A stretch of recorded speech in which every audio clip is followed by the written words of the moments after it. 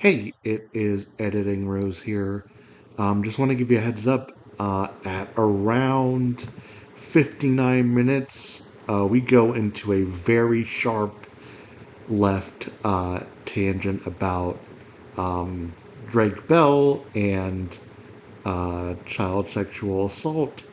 And that goes until about 1 hour and 6 minutes. So if you want to avoid that part, just be mindful of those timestamps. They're also in the description.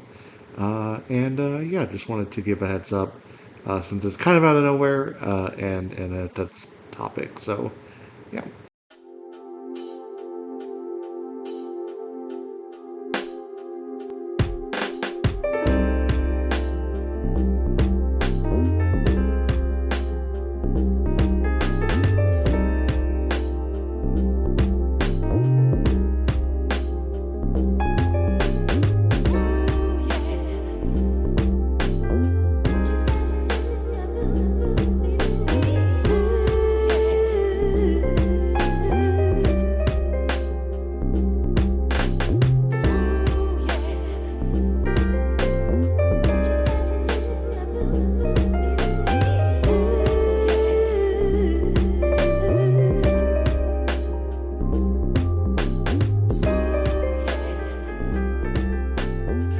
Hello, everyone, and welcome to the Safe Room Podcast, a podcast that covers horror video games of different types.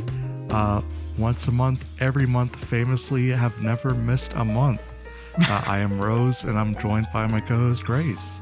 Hello, I'm Grace. We're in a tight spot. We're in a tight spot. And we're talking about Killer7 this month. Yeah.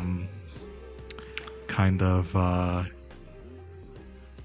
of those games where, like, seemingly forever I've been like, I need to play this game, and then just never got around to it. And then even finishing this game took a lot longer than I thought it would be. Because I kept being like, I need to finish this game.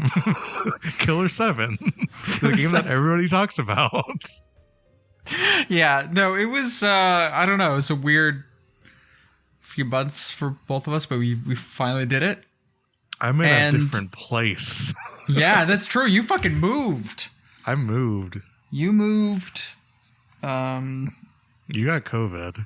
I fucking got COVID, which, it was pretty normal. I could take work off. I got Paxlovid. My mental health's been bad, but that was true before. So hard to know. So far, I have not suffered any noticeable ill effects, for which I'm grateful. But that shit is real, and it sucks, and don't get it. Mask up, etc., etc. Mask up, just like a Mask the Smith. That's right, yeah. So I'm not allowed to do sudden, corny transitions. Never mind. Don't worry about it. Yeah. The game's good. It's really good. The game is good. One of those funny things where, once again, I play a game and I'm like, that is just a video game. I've heard people talk about it my entire life as this object. And it is an interesting thing, but it's also just a video game. Yeah, I do feel like the first time I ever heard people talk about it extensively was the AM episode on it, which was the abnormal mapping episode, which is a little bit deflationary, even as they both really like it. Which maybe set me up for maximum enjoyment of this, I think. And actually, even I appreciate a lot of the thematic stuff in this a lot. Yeah. It's cool. Yeah, it is cool. Don't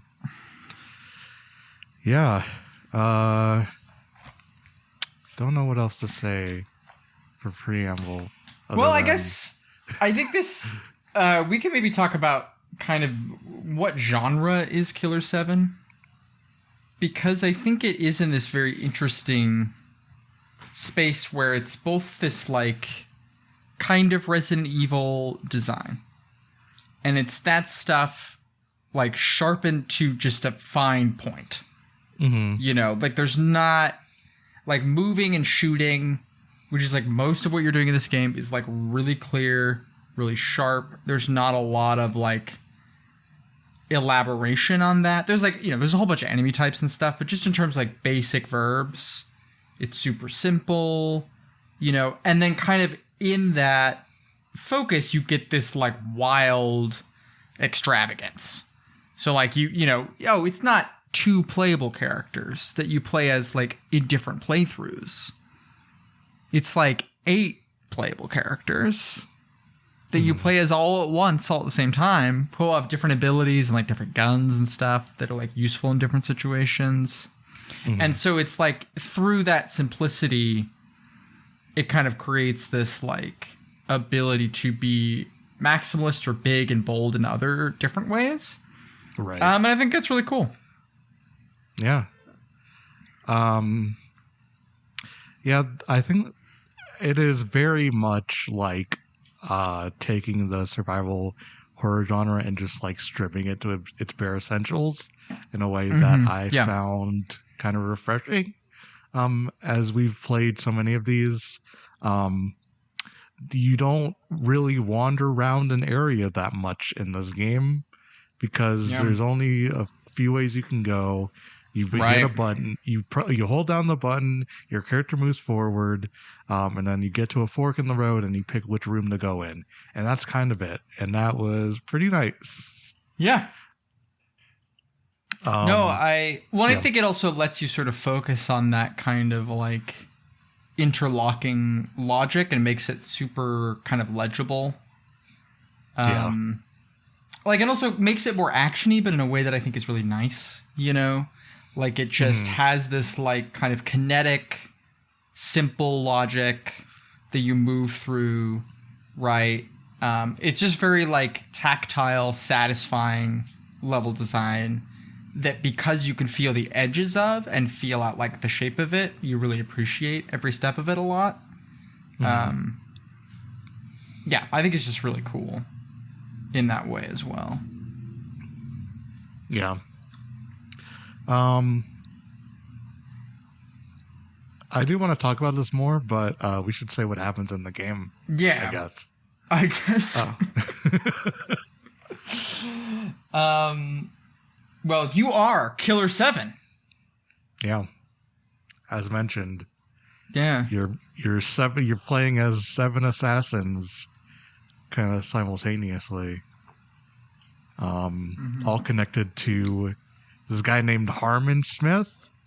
Who you don't really know anything about until towards the end of the game. Yeah. He's like an older guy in a wheelchair. There's a really sick sequence towards the beginning of the game.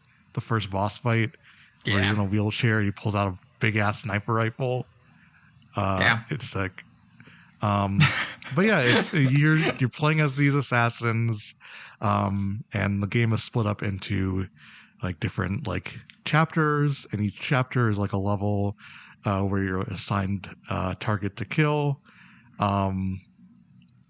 In kind of unclear terms, who's exactly is assigning the targets or what's going on with that. That is also, I found, a little bit unclear until the end. Yes. Yeah. But you throughout the game the game tells you over and over you're doing everything for Harmon in the name of Harmon. So you kind of have that to go on. Yeah. Each mission has that screen where like it does the ridiculous like Silver Case style map transition with the music and stuff. Yeah. Also very like Star Wars Battlefront 1 loading screen kind of thing going on. Oh yeah, totally. And then you get a cutscene with that guy who talks about the target with you, which is also very Silver Case informant guy telling you about the target that you're about to assassinate. But yeah, at various locations throughout the primarily U.S. that you're assigned to kill. And then the end of the game, throughout the game, you get these like carrier letters through pigeons that kind of hint at this guy named Amir. And then, towards the end of the game, you dig down to the truth of what's really going on with the Killer7, which basically it boils down to your primary character, Garcian Smith. I'm a cleaner. He's a cleaner. Don't make me say it again. Don't make me say it again, okay? Yeah. Every time I died, and he's like, "Don't make me say it again." I'm like, "Listen, I'm not trying to make you say it again." Hey, do or do not, make or do not make. We learned that Garcian Smith was Amir, as mentioned in the letters that we've read along the way. He was kind of an assassin, I guess, or like this. Was he? I guess, was he a student? I'm misremembering what the background is. He went to this school where all the like U.S. elections are pre-planned, and like all the leadership and like important members of the country like come from. And he did I think he did kind of go sort of rogue, but ended up being sort of roped into being like an assassin for the U.S. government, basically. That's my understanding. The important thing is, in this school, or is it a hotel? It's the same level. Yes, there's a school and there's a hotel. Yeah, okay. In this hotel, he went on a rampage where he killed the other members of the Killer7, and then committed suicide. And then Harmon Smith kind of absorbed his persona and the others that you play as, and that is where that is kind of the function of how this has all happened. And then you kind of just learn that you've been in service of Japan as they are kind of been controlling elections, also working against the United States, ? And then there's a plot to kind of sour relations with the U.S. and just fight against them through this plot, I guess. That's kind of what I've gathered. Yeah. And then there's a few revelations afterwards that we can get into, but that's kind of broadly what's happening. Is that it is a Japan-U.S. relations metaphor. Yes. Harmon Smith and who is the evil guy? Kunlan. Kunlan, yeah. They kind of represent the two sides of that relationship metaphorically as they're playing chess, and just like having superhero plots happening to them throughout courses of decades and centuries, seemingly. So yeah, that's kind of it. Yeah, kind of. I mean, it is like, it's kind of like Silver Case in that you have like a couple at the beginning that are sort of big plot stuff, and then you have like 3 or 4 missions in the middle that are just kind of standalone, basically, and do some like thematic fleshing out, and then you get the sort of final mission, which is like, here is all the stuff that's important, to the plot. I mean, I think I don't know that this game is confusing so much as it's not interested in catching you up with it. Like, I think it is like very much operating on the level of vibe and And not to say that you can't like lore doctor or lore master this. There is, in fact, a lore book for this game. Yes, yeah. Like you definitely can, but I do think that a lot of the thematic room it's playing with works really well as kind of a like thing as basically like a vibe or as a like environmental background noise. Yeah. Right. Because there's a lot of stuff. There's a lot of like dialogue in this game when you're out in the world. Like you run into like ghosts of people you killed, whether in the game or like before the game starts. And also, I'm forgetting this guy's name. Travis? Travis. And Iwazaru. Yeah. Who is like this gimp guy who gives you hints and tells you where to go. And so the thing with that is it's like sometimes the stuff Travis tells you, for example, is like, here's how to solve a puzzle. Or here's the beginning information you might need to solve a puzzle. Right? And sometimes it's a lore dump.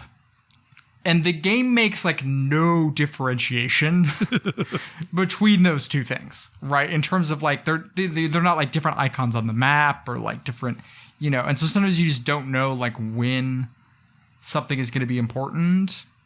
Or like there were times where I sort of zoned out like reading the text and then was like, wait, oh actually they're talking about like someone's ability I need to use, like I should maybe like do that again or pay attention. Right. And like, I think that they're that kind of thing where there's like this information overload stuff and like, it's difficult to figure out like what is important in terms of like understanding the thing, what is important in terms of getting through the game and what is important in terms of neither, which some of them are like literally just mood setting, and don't have like relevance to the plot or anything else. Right. I think that it is a game a little bit, it's not, I wouldn't say it's a game about online, but it is definitely a game about like being in the news and like, it's a lot about terrorism, right? And like people suddenly becoming prominent or groups that, you've never heard of before, like, living in Japan or the US, suddenly like jumping to the forefront of your mind and becoming like important. And so there's all this stuff, I think, that's around like how information is shared and spread, and the game is like doing a thing with how it presents its information, and the fact that you do, if you want to build like a really straightforward, coherent narrative out of it, you do have to do like some level of investigative work and sort through stuff that is not helpful to constructing that, right? Yeah, I think to that end, I think one of the frustrations I have with this game is that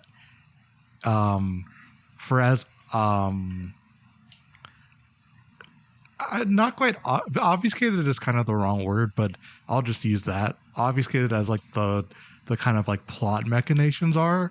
Yeah. I thought the way that characters spelled out like puzzle solutions or the characters that you needed to use in this game, right, kind of a bummer, because I just thought the whole thing was a bit too easy. And it just took me out of it when the character's like, oh, you need to use the con guy for this one, for this room. And it's like, okay, I just kind of wanted you to say a cool thing, but right, yeah. Yeah, I do so think that was kind of my frustration with it. I also played it on normal. In normal mode, you can pull up that map and it just tells you which characters you need to use in which part of the map and stuff like that. Which I thought was like, I get it. And I don't think that's like inherently like a bad design choice. But to have that and then to have some characters like give you hints like pretty blatantly, like I appreciated it in like the early parts where I didn't really know what was going on and didn't know the characters as well. But as it got further in, especially like towards the end of the game where it's still like, hey, use this character for this room. And I'm like, well, yeah, I know these characters by now. and I know that if there's a broken wall somewhere, I need Mask the Smith to use a stupid grenade launcher to blow the wall open. I don't need that explained to me again. I just wish it gave a little bit more faith to the player in terms of those like puzzle solutions. And I didn't even like shoot the mask guy at all, so I don't even know I think I did that one what those time. things are. Yeah, but I was just like, there's another vector to solve these puzzles, because these puzzles are pretty fucking easy. Yeah, I do wonder if like playing it on hard would, because I think it does cut out some of those hint stuff. Yeah. I would have appreciated it more probably if I just played it on that difficulty. But it wasn't really clear what the difficulty options were at the beginning. So. Oh yeah, I mean, I think that's one of the things is sometimes it is like hard to know what you actually want until you are in the middle of the game. Yeah. And then you're like, oh, actually, like I would like this or that. And a lot of older stuff you can't change it mid route, right? Mm-hmm. So. But there's other stuff, especially like as we're like playing on the deadline, that it was nice to be like, oh, like one of the bullets is in this room that I missed. Right. I think that stuff didn't bug me as much for precisely that reason. Was that like I played like half of this game over the last week or so, and it was not like it wasn't like a huge burden or anything, and also like I played it streaming it to a friend, which was great. So I'm not like complaining. It was just like, I do think I was like, oh, I'm glad to be able to like get through it without too much fuss, Yeah. But no, I like hear you though. Like, I think that makes sense, Yeah, I do kind of think maybe that is part of it. Like the puzzles are sort of, a lot of it is like going into a hallway where there's like posters and then looking at the information the posters give you and then like going to another room and like typing that in. Yeah. And then a door opens. Right. Which is okay. But none of that stuff like really grabbed me, except as like, I think it does really work as like a means of breaking things up, of giving you a reason to like go back to earlier parts of the level. Like it's a really great pacing tool, right?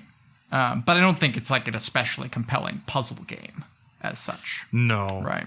And sometimes they use it as pretty decent world building, I would say. I think the best example of this is the Cloudman chapter, where you have all the like advertisements leading up to the mansion.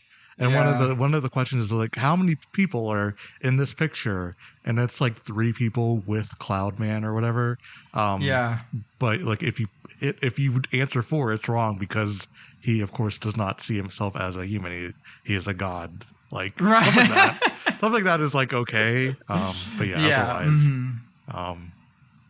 Well, I think again that so much of it is about like it does have a thematic angle.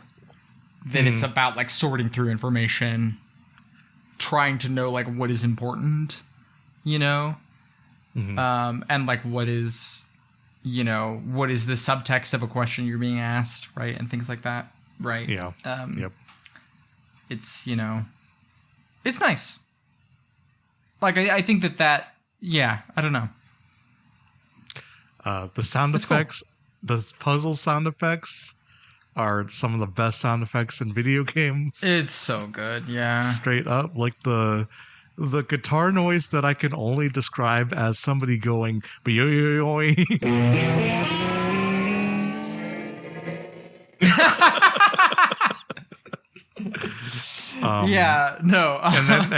then you solve the puzzle and just gives you like a really pleasant, clean chord.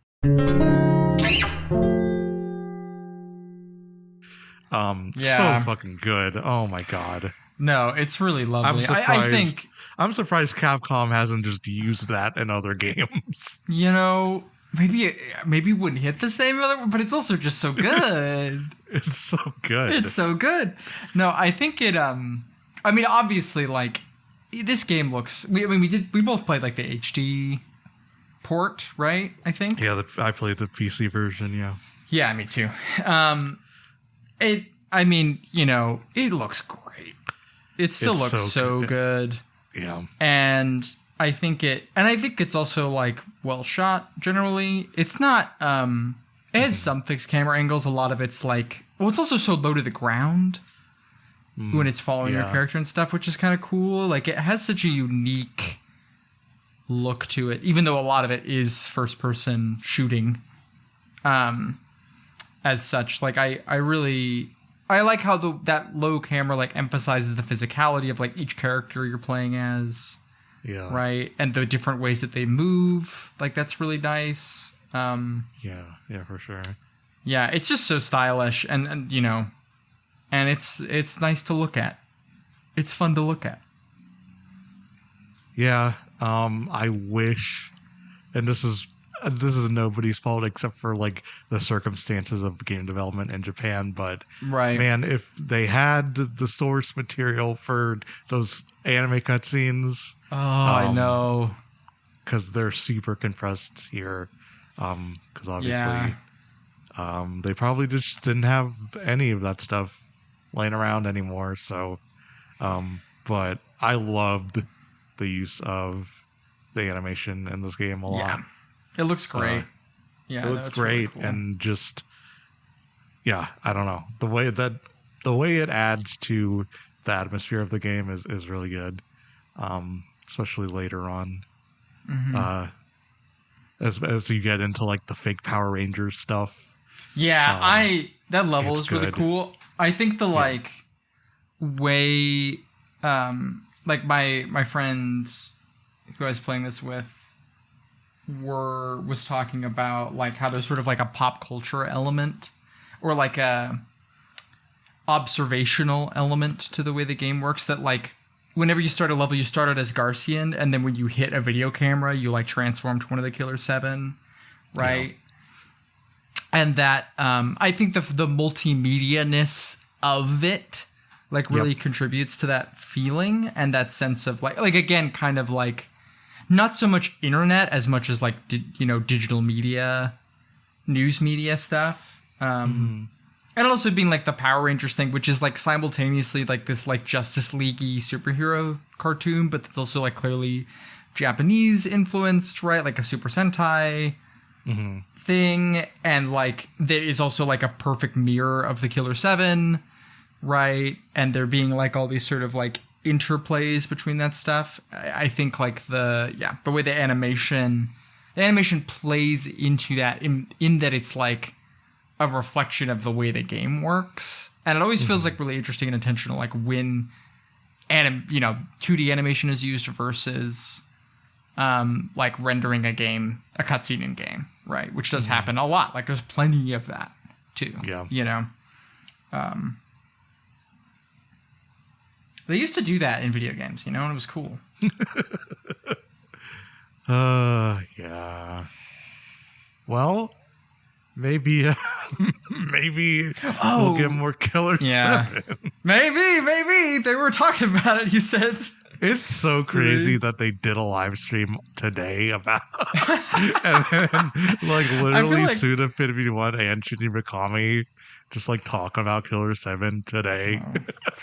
That's so wild. What is it like? Why I feel like we're not utilizing our SEO potential.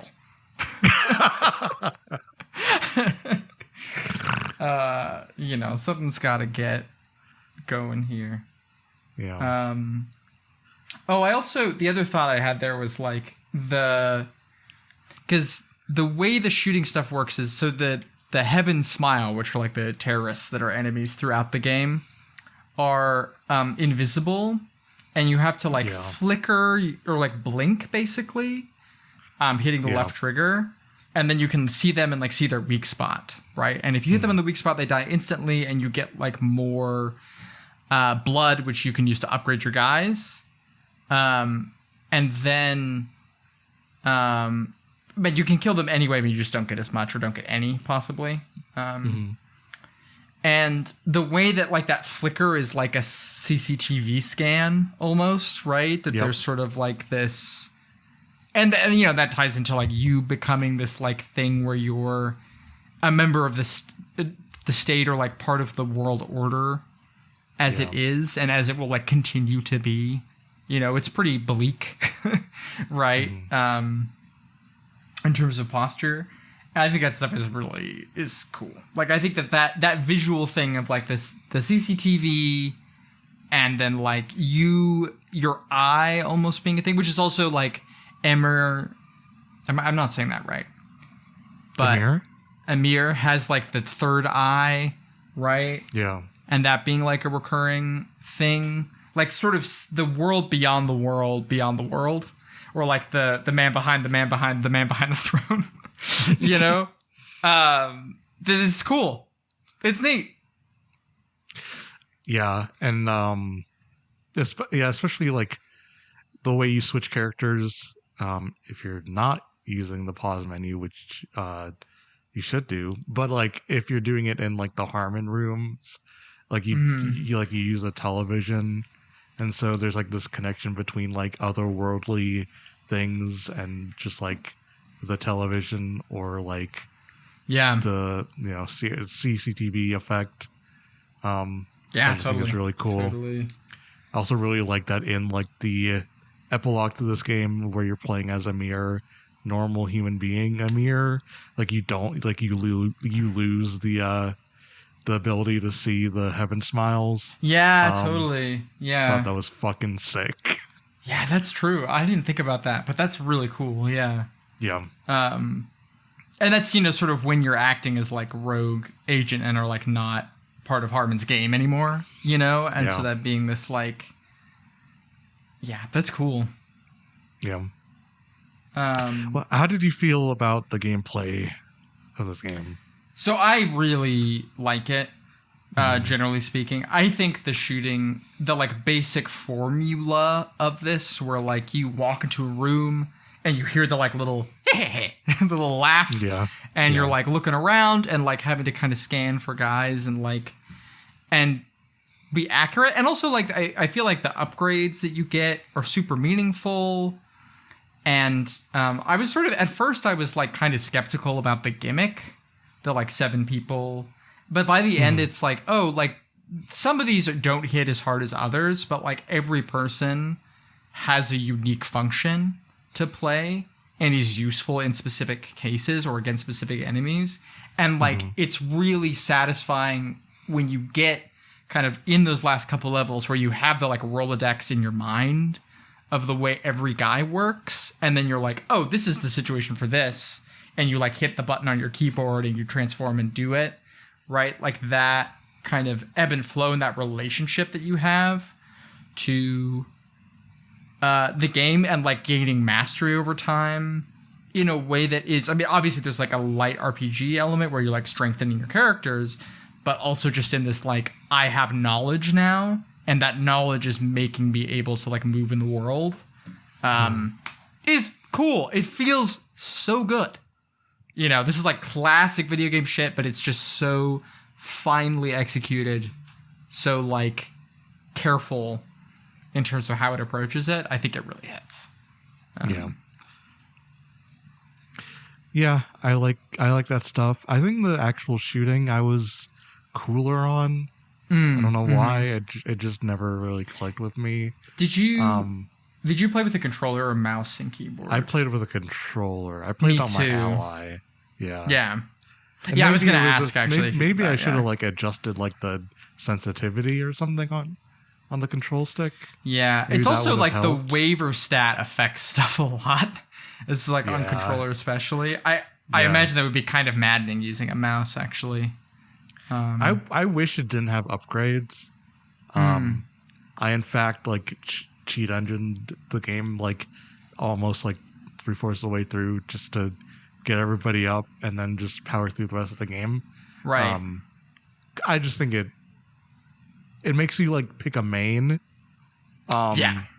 When the game is about switching for the different characters, and like the idea of grinding to get everybody max level just sounds awful. Right, and you can't actually do that for most of the game. Right. Because like the like one of the TV channels is like the blood shop where you give the guy blood, right, and he turns it into stuff you can upgrade your people with, and then it like I think every level except like one of the last ones, it'll shut down once you hit a high enough portion, so you can't like grind to max out your guys. Yeah, gotcha. Which is like good, to be clear. Like I think that is good that you can't do that. But it does. I think it does. Yeah, there is a little bit of a friction between like, because I think there are like, as much as I was like, oh, like all these guys are really useful. It's sort of like Dan, Coyote, Kevin, kind of, and Khan. Like you do kind of have to upgrade one of those guys because they're like all rounders almost. You know. Okay. Yeah. I mean, Dan, I think, is the one that people tend to lean to, and then also like gets the most juice in the game's narrative. Like he has like a backstory in a way that like other characters in the Killer7 don't really. But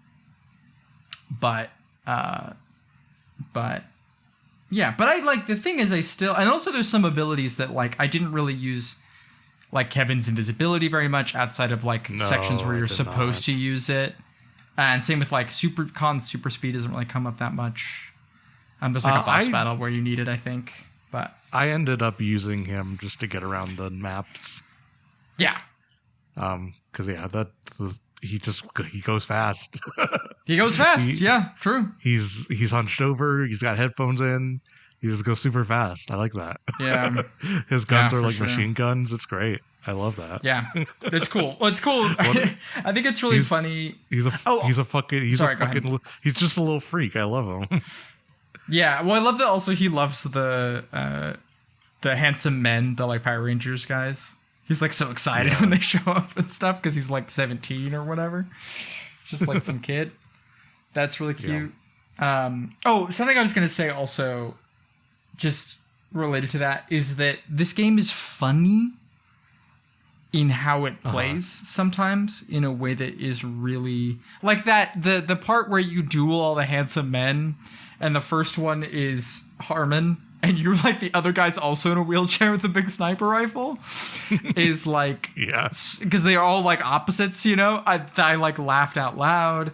And there's like the thing where there's that one boss battle where you just have to get more hits on the other person, but it like sets you up to play as Mask, who like has the lowest fire rate of any character, right? And so it's like guaranteed that if you don't like switch, you'll lose that one, which like happened to me.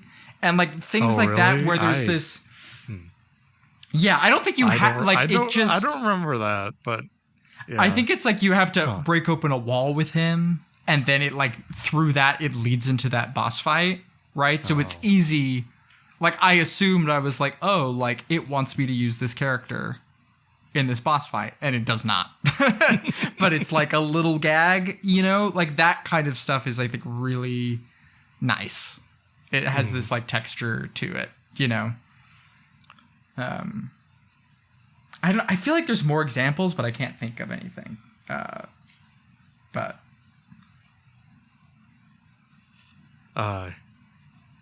yeah. I was gonna say something and then I forgot. Yeah. I ended up. Oh yeah, I remember now.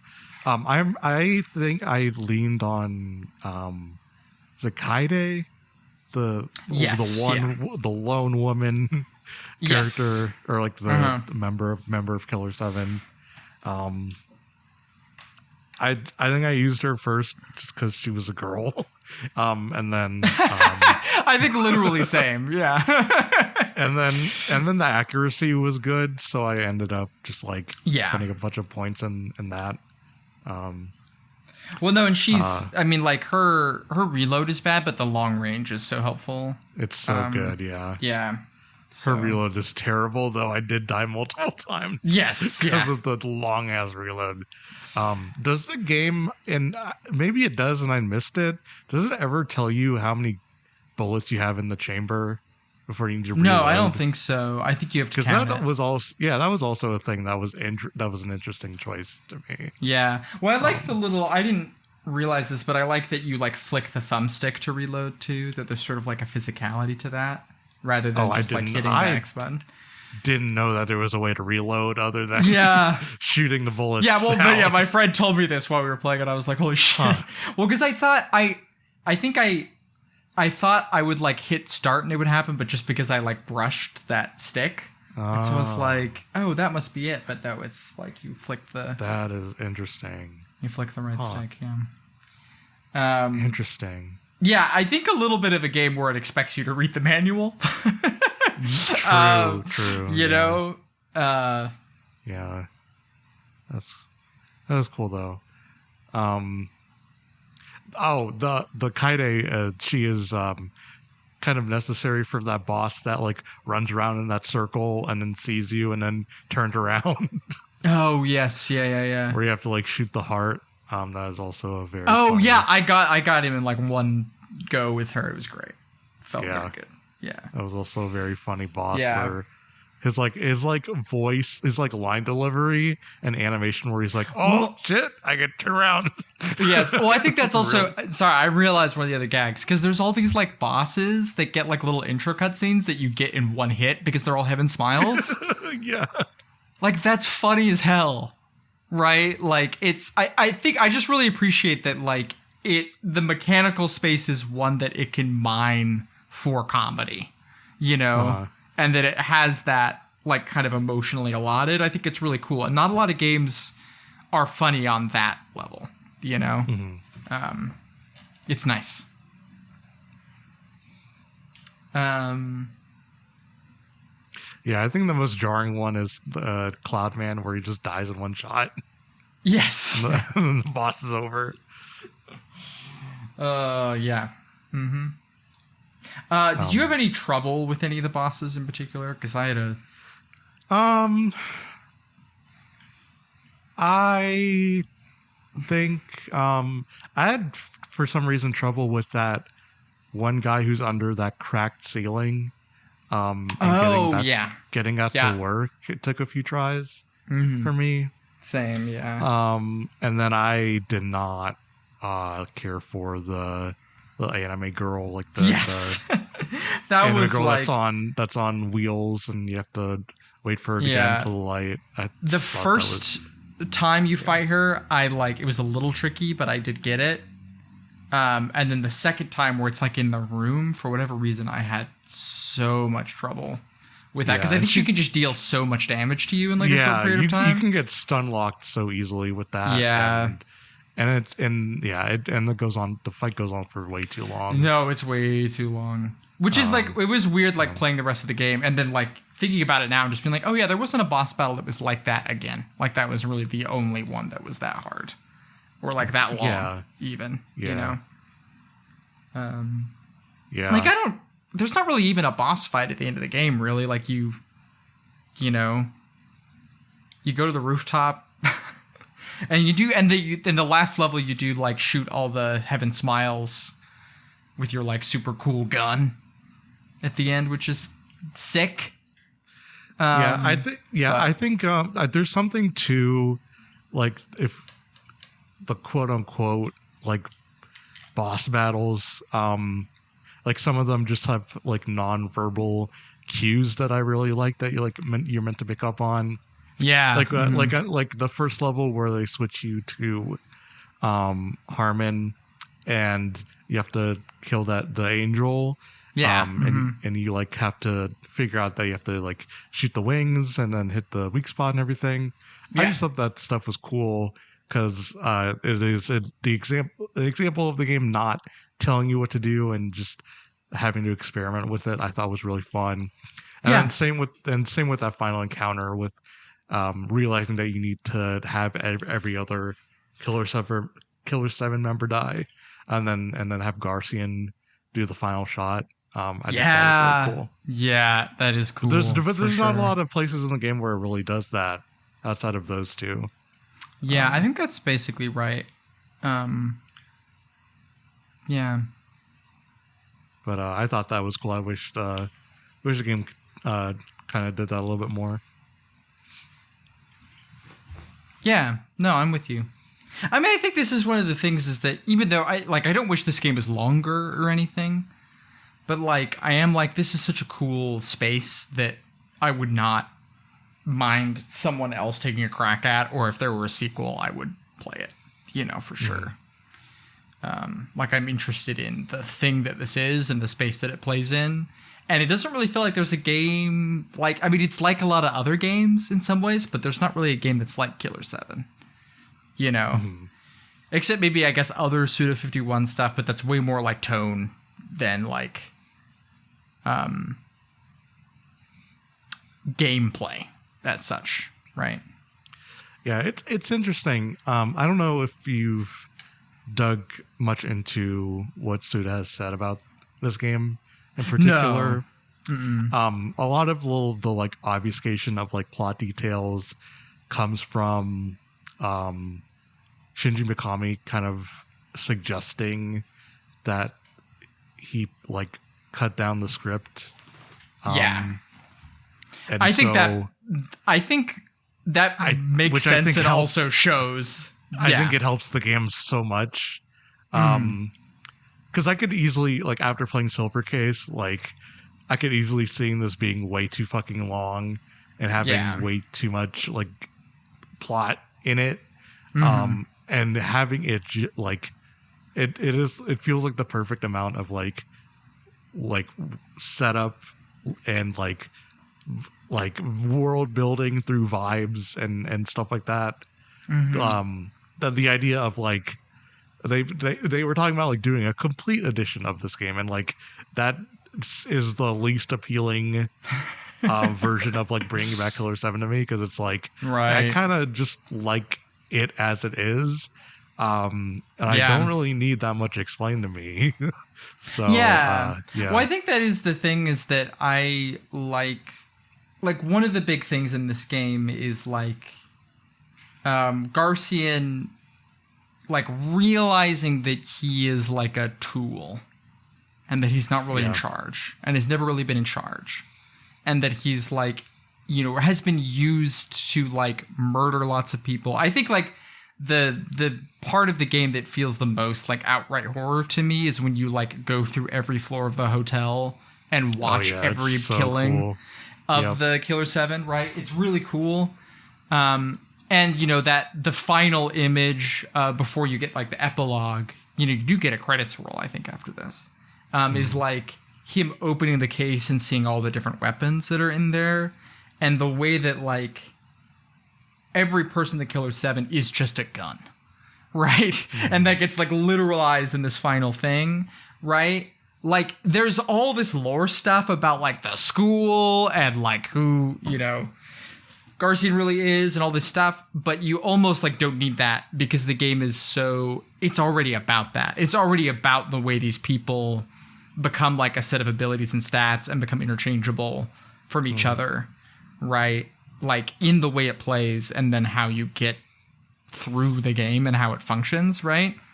And so like I don't know, because part of me, I like Silver Case. I like the way the Silver Case is written. I would be curious about a complete edition, although it would probably be worse, Maybe. It would just depend on how much of that stuff is explaining the plot and how much of it is just more just weird shit that doesn't matter, I guess. Right, yeah, for sure. But I think it is like it works. Like, I think it's a little, it's not really Lynchy. I don't mean to describe, but I think people sometimes get caught up when they're watching like Twin Peaks on like, what does this mean? And what is the, like, how am I supposed to understand this? And I do think there is like, the image is its own explanation. And if you like look at it and think about it, it will work out, and you have the tools to do that already. Like there's no special code. And I think Killer7's kind of similar in that way, in that it's just like, if you think about the images that this game sets up, if you think about like the line of things it's talking about, then you can like relate it back to this other stuff, right? Yeah. I think the biggest example of this is that like epilogue where like you kill Iwazaru and it turns out that he's Kunlun, like he has Kunlun face, and it's like not explained, but like it is like I read that explicitly as like, you know, the two arms of the state being one and the same and like serving each other. Like it's very clear to me that is what it's gesturing towards. But like I don't need that explained to me. I like that it's like an evocative image that you get towards the end, and then it cuts to a hard rock music as Suda 51 is credited. Yes, it's sick. It's good. It's sick. Yeah. Yeah, no, I'm 100% with you. And there's even just images and ideas severed from like the political stuff that I like. Like the image of the president yelling "all women are the same" and then killing himself. Yes, really funny. That scene is so like Garcia just like calmly lifting the gun and clicking it every time, compared to him like having to like breathe in and like do the whole thing. Very and just funny. Monologuing the whole time. It's so good. Yeah. I also thought it was interesting that the final level is the most like survival horror game in this whole thing, where like you're picking up all the cassettes and they all have the clues on how to solve the final puzzle. True, and you're like going through all the classrooms and stuff. I just thought that was interesting. Yeah. No, that is interesting for sure. Yeah. No, it's cool though. I think there is like that sort of like found stuff. Like there's not inventory management, but there's a lot of picking things up, which is kind of cool. You know? Yeah. Oh, I really like that one puzzle where I think it's in Cloudman where like you like the solution to the puzzle is just you have to select the picture that's in your inventory. Yes. To get into that bar. I thought that was cool. Yeah. So another one of these gags is like all the Cloudman Heaven Smiles that are running around that you shoot and you get money to put in the gacha machine. Yeah. That's that's perfect. And I can't add anything to that. And I feel like this is very like a clearly like a very Suda thing of like making you interface with this gacha machine and just having to turn the crank every single time. Right. It's really good. Yeah, really good usage of like interfaces and playing with that stuff that I really like. Yeah, well, sometimes where it's just like a JPEG, or whatever. Right? Yeah. It's good. Yeah. I think that mixed media stuff is just so good, and it's. I know that sometimes on this podcast we're like, what about the good old days? But it does make me sad. Yeah. Ugh. What if video games were more than just a one shot following you the whole time? Literally. Yeah. But, we live in the world we live in. And Hideo Kojima still lives in it. Yeah. He does. He sure does. When we got to David Pearl Harbor, I was like, I was like, okay. And then the big bad is revealed to be Greg Nightmare. Yes. Oh, yeah. That killed me. Yeah. No, it's actually,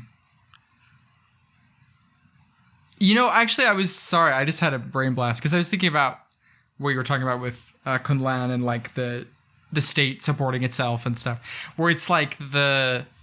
Like I was thinking about Kingdom Hearts, where like the chess game between Xehanort and whatever his name is, Yen Sid. Oh no, it's not Yen Sid. It's the Mark Hamill character from Birth by Sleep. Right? That's Yen Sid. Is that Yen Sid? Isn't Yen Sid the wizard? Sid. I thought it was Oh, you're right. Then Yeah. what? Sorry, I keep getting these two characters mixed up specifically, and I don't know why. It's fine. So listen, it's not important. But that's like this. Do you know why this is?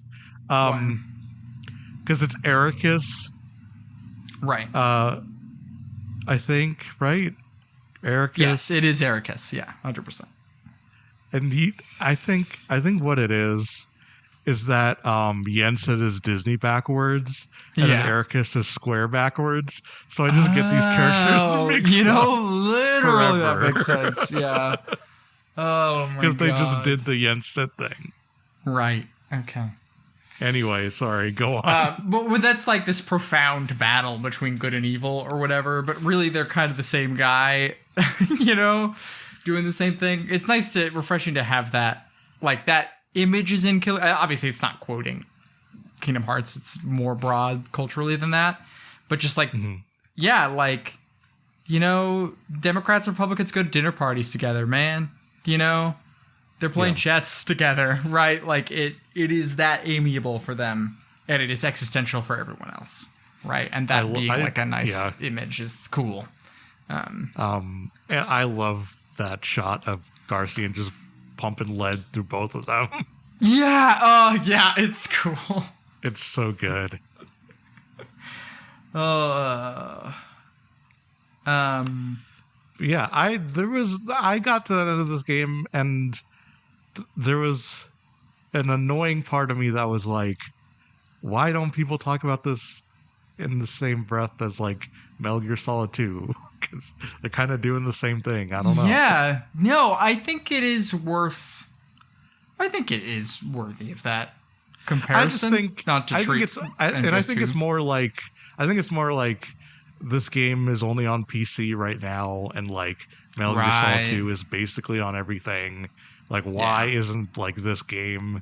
And the answer is because like everybody knows what fucking Metal Gear is, and not enough people know what Killer7 is and stuff like that. Like, Square didn't even publish the PC port. NIS did it. No, like they like licensed it out to a different company. This is how they don't care. How much they don't care about Killer7. But it is that weird thing of like, this is like around the same time period. I know it's later, but like mid 2000s, like game about just like government effect on people's lives.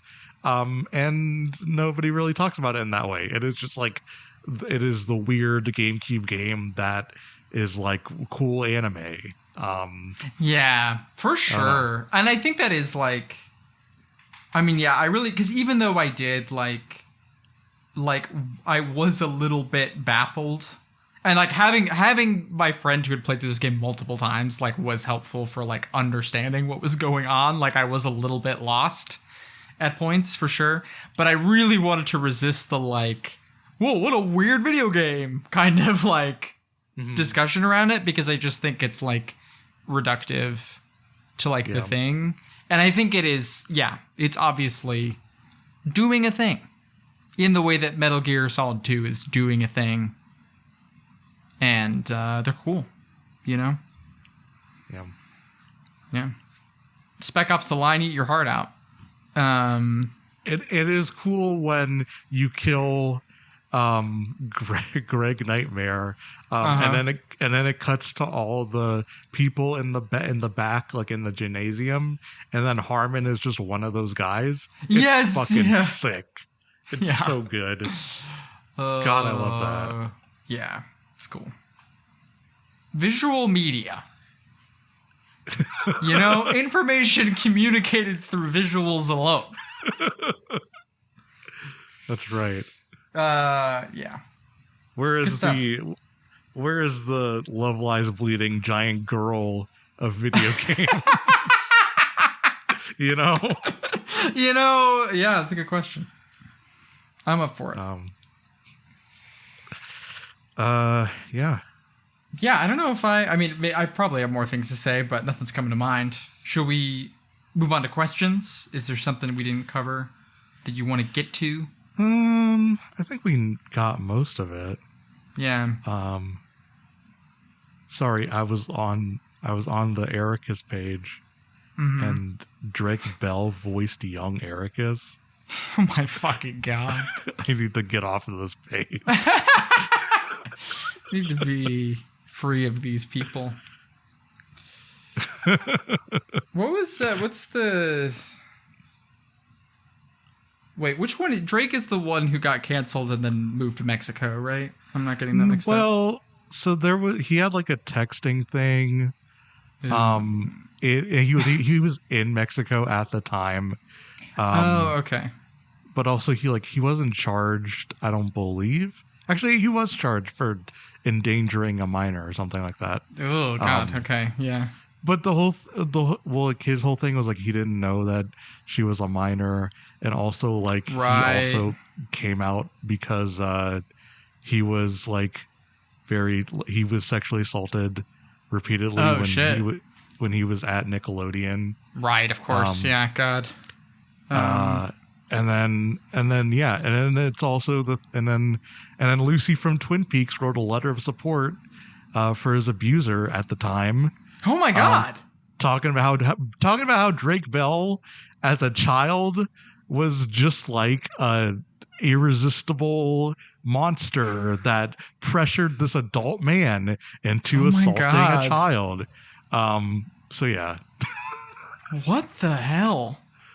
Sorry, I literally had no idea about any of that.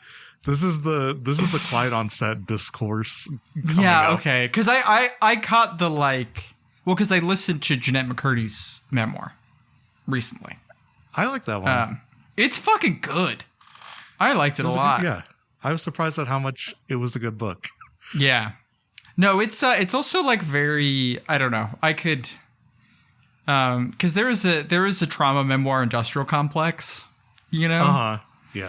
And I'm not saying that I'm glad my mom died is like fully outside of that, but the fact that it's so funny and that also it spends so much time like taking the emotions of when she was a child and, you know, when she was being abused and mishandled and hurt in all these ways, like very seriously, and not really reflecting on them until like she gets to the point in the story where she can look back on it. I think just really gives it this like emotional depth and weight, and it like, anyway, it's really cool. And it's also very funny. Would recommend if you know, it's pretty harrowing reading in some ways, but good stuff. So yeah, I don't know. So I didn't know anything about that side of it. That is, that's bad. Yeah. Yeah, definitely. Maybe they shouldn't be child actors. That is the Cameron Kunzelman line of there shouldn't be child actors. Never more true than thinking about all that shit. Yeah. No, unfortunately. So 100%. It definitely, at least for me, recontextualizes a lot of the Drake Bell stuff that came out previously. Not to excuse it, but like, yeah. I'm with you. Yeah, it's fucking difficult. I also just think, I don't know, like, well, we don't need to have a conversation about this. Because I guess I'll just say this. My thought is that we do not care about the kids. And anyone who's out here being like, I'm, you know, all these like anti-trans people who are like, I care about the kids. No, you don't. You don't care about the kids at all. You don't care about any of the kids. Nobody fucking cares about the kids. Dog. The fucking huge guy, oppressed class. One last thing. The guy who, Drake Bell's abuser, was pen pals with John Wayne Gacy. And what I feel like if you're letting that guy talk to the kids, you don't care about the kids. Yeah. Oh. And then you don't care about the kids. And then Lucy from Twin Peaks is like, yeah, this guy's my best friend in the world. I love him. Oh. She deleted her Instagram. She deleted her Instagram instead of like condoning anything that he did, which is insane. Yeah. What the hell is wrong with people? I just like yeah, one of the things that is so, because I have like, there are things that are legitimately complicated about stuff like this. Yeah. But like the thing that does like I really struggle with sometimes is like I don't understand how when people get this kind of information about someone that it doesn't just like rattle them to the point that like their relationship with that person changes a lot. Yeah. And that isn't even me saying you have to cut them out or like the best thing to happen to them is going to be isolate or whatever, right? Like there's a lot of this stuff is complicated. People have like varying emotional reactions to this kind of thing. It's like, I'm not saying that like you have to stop being someone's friend or stop being there for someone in these kinds of situations, but it is like, I just don't understand how it doesn't, like how you do not question what happened to you before, and that people feel like cool, like just stepping up and being like, there's no way this is true because I know this guy. I've hung out with him, right? Yeah. Like that is so because, you know, I've just been in this exact situation with like someone close to me and like, I cannot see pictures of this guy anymore and not feel upset, you know? And I'm not saying that that's like the correct reaction. It's just like it's so strange to me that people that it doesn't seem like people go through even a modicum of that. We're really getting into some shit on the Killer7 podcast. Killer7.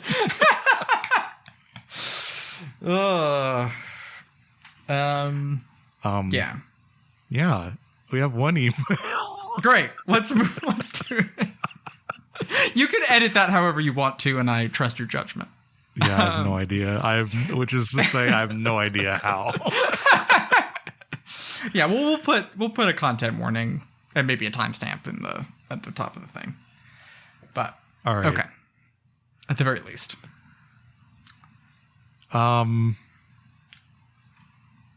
This is.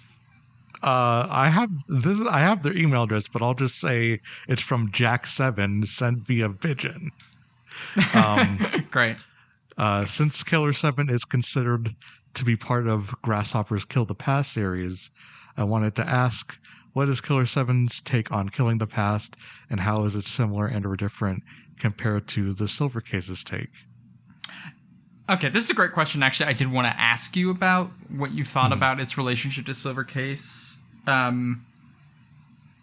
do think there's something kind of interesting in that both of those games are about like children born to kill who are like programmed by the state, you know? Yeah. There's also, I didn't like catch this when I was playing, but like the anime girl is named Ayami, which is like the name from Silver Case. Oh, interesting. So there are like a few light explicit connections, I think. Yeah, the only one I know is the hotel guy from Flower Sun and Rain. Right, from Flower Sun and Rain, yeah. Mm-hmm. It's the only one I picked up on, but yeah, I don't know. I just view it as kind of nebulous connections. I don't really... Yeah. I mean, I think there is kind of a, like... This game is very bleak about the potential for there being, like, a different future. You know, like, the end thing being, like, Harmon and Kunlan fighting in Shanghai, and it's, like, the same cutscene as the very beginning of the game. You know? That stuff is very, like... I mean, it's very end of history, but grim and bitter and sad, you know? That, like, we're going to be in this for the foreseeable future, you know? And yeah, I mean, I don't know if I have a feeling about how that ties into Silver Case, which is maybe nominally a little more optimistic, but,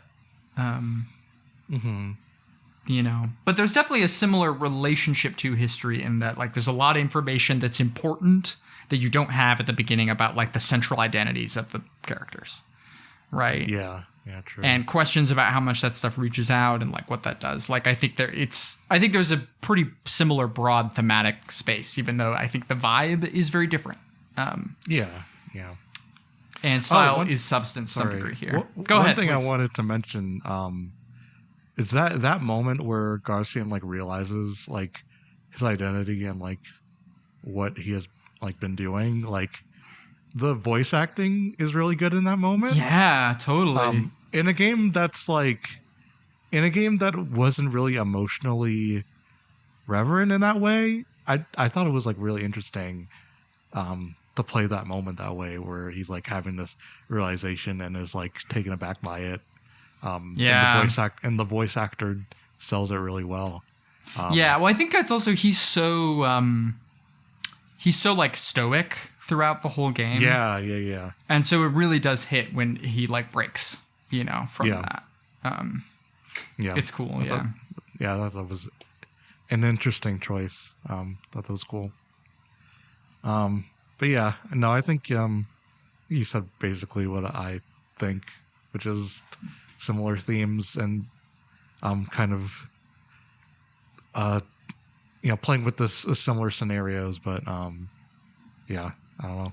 Yeah, I don't know what else to say besides that. Yeah, for sure. But no, I think it's. I think it's nice to have,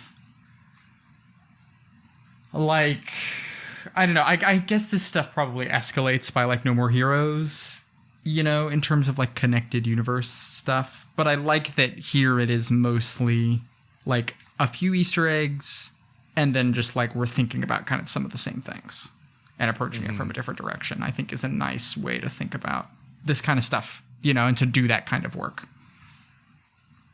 Yeah, I've never played No More Heroes or its sequels. I've always thought it looked so cringe. Yeah. But I think 3 is on Game Pass. I might play that. I don't know. Yeah. I started 1 at some point and like had a perfectly fine time with it. And I kind of think it is interesting, especially in retrospect, as it is like a satire of the open world, right? I feel like that is going to age well or poorly because there's been so much more of that since it came out. It was like 2007 or 8 or whatever, right? So, I think this is the thing, is he's like an interesting guy, who's got interesting stuff kicking around, but... we did mention this too, but it was so nice to play something weird that wasn't just riffing on David Lynch. Yeah. Like Swery gets like mentioned as like one of these people, and he was just doing a Twin Peaks thing. Right. I like Alan Wake a lot. We like Alan Wake a lot. Yeah, for sure. But it is like using some of the things that we like about Twin Peaks. So it was nice to play something that's like surreal but like not. It's just doing its own thing. Yeah. No, I agree. And I think it is, obviously it's playing with a bunch of stuff, but I think it is like, I think it's kind of a shame that like Lynch is sort of the barometer for the weird, even to the point where it's like, if something is weird, people will call it Lynchian. Yeah. Right. And it's not really, And I think also, I do think there's things to be done with like ways you can be influenced by Lynch's work that's really interesting. I really like this novel, The Scholar of Moab, which is like an itty bitty, independent press novel about Mormons, so that people have not read. But that has a lot of stuff around like, there's a character in it who is like a 2-headed cowboy. And he has like also a third presence in his body. I don't remember what they call it, but like that doesn't speak, but that like kind of controls the lower part of him. And it's like a godhood metaphor, kind of. It's like, 3 personages, 1 thing, right? And that is like very Lynchy, this like alternate, like, in kind of a loaded way, but also sort of interesting way, that it's like this alternative, this disabled or different body that has some sort of access to like the immaterial world in a way that other people don't, right? I think there's sort of an interesting, like, there's just a lot of stuff going on in Lynch that is kind of beyond the sort of dreamy stuff. And I think you can sort of, there's ways you can plug into that in ways that feel, I think, novel, but I think we're in an age of, broad visual signifiers. We're in the age of the AI image generator. Okay. So what are we going to do? I think it's just for me, Lynch is so outweighed because it is the thing that comes up the most in games, at least in like AAA spaces, as like the signifier that something is going to be weird, I guess. Yeah. You know. Well, and I also think that like there's, you know, like Silent Hill is obviously pulling on Lynch, but it's also pulling on like 5 other things, you know. Yeah. So. Man, remember when we watched Jacob's Ladder? That shit was sick. That's pretty cool. I was thinking about that movie the other day. It's pretty good movie. Yeah. Also, I didn't know that Shadows of the Damned was also a Shinji Mikami collaboration. Yes, yeah. And also Akira Yamaoka does the soundtrack. Yeah. We're not going to do it for the podcast, but I do want to play it. Yeah, but you know, you have a little bit more interest in it. It's getting that remaster soon, I guess. Yeah, but I also think it's on the fucking Xbox backwards compatibility shit. Oh yeah, well, why would you do anything else? I know. This is why they delisted Sonic Generations. So true. Yeah. Editing Rose again. They delisted Shadows of the Dam as well. Fuck off. All right. Well, I'm getting super sweaty. What are we doing next time?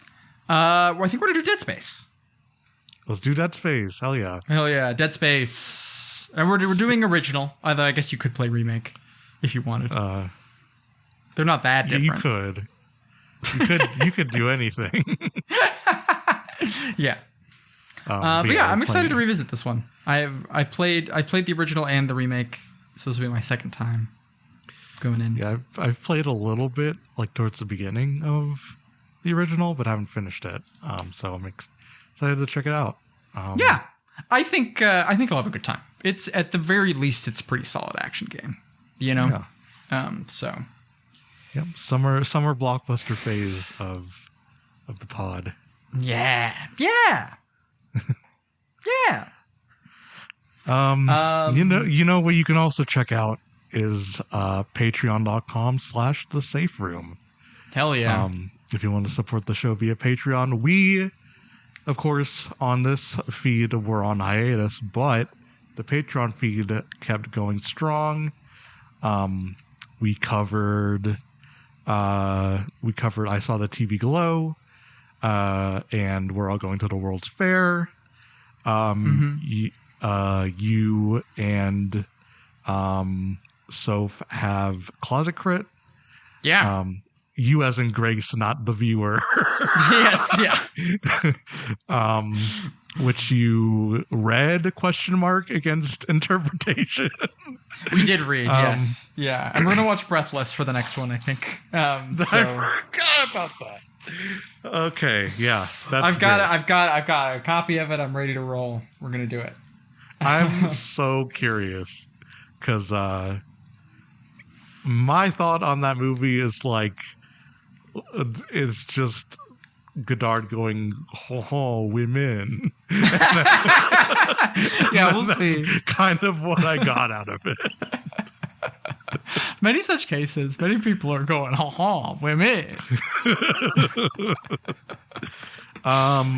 And then we have Handle Talk that I do with Amr, where we just talk about video games, like capital G gaming podcast. I talked about racing games. Amr talked about a bunch of handhelds and stuff that they bought. I think it's a good show. I think the most recent episode is probably the best one that we've done so far. Yeah, it's a good one. And one day we're gonna have to do a podcast where Amr explains the Ring continuity to us. Yes, yeah, that was because it just very seems good ridiculous. Yeah. Patreon.com/thesaferoom if you want to hear those bonus pods. $3 gets you access to everything. It is a lot for the cost, and I think it's really good. And I think our shows are worth listening to. I think it's good stuff. Yeah, I very much agree. And then we will cover the movie Gender Snaps on soon on the Patreon, so look forward to that. I watched that the other night. I thought it was pretty good. Hell yeah. I still watched it, so behind as usual. But yeah, that's the show plugs. Do you want to plug anything? Yeah, I mean, I think since we did our last episode, I started a website. So it's called the Imaginary Engine Review, or tier. You can go to imaginaryenginereview.ghost.io. I do want to get some more fucking URLs at some point.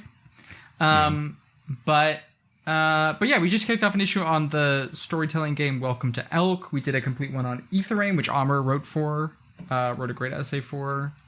Anyway, it's exciting. Basically, the premise is like it's bullet points, but itty bitty games that are not super likely to get like any kind of sustained critical attention. And so, yeah, it's cool. You can support us on Patreon it's on the website. If you go to a About page, it's there. And also you can subscribe directly on the website to our newsletter. It's like $3 to $5 a month, and that gets you everything so far. There's not a lot of paywall content stuff so far, but paywalled content. But me and Phoenix have been doing a little bit of like a letter series together where we read stuff and then talk about it. And that's when we just picked a couple pieces of ours. Like I picked a pieces of Phoenix's that I liked, and she picked one of mine that she liked. And so we read them together and talked about them a little bit. I thought that was really good. Yeah, it's cool. It's a good website. You should give us money so we can do more cool things. I really want to do book reviews on this website, which we'd probably have to be making a lot more money than we are right now. But like, I'm thinking about stuff that we could do, cool things. So subscribe. But that's it. How about you? Do you have anything else you want to plug? Nope. It is just this. This is the only thing I do. Hey, it's cool. It's good shit. And I'm glad to be here doing it with you. I'm really glad to be back. It feels so good. It's so good to be back. It is a nice feels good. Do this, and I don't know. It's just nice. It's fun to do. Yeah. Excited to feel normal in my new situation. There's always a comfort to routine. So literally excited to get back to it and just talk about games with you. It's very fun. Yeah. I love doing the show. And it's also, I mean, like you were saying, it's really got me to play some stuff that I really wanted to play and haven't gone around to, and that I think about all the time. So yeah. Hell yeah. All right. We'll catch you later. All right. See you next month.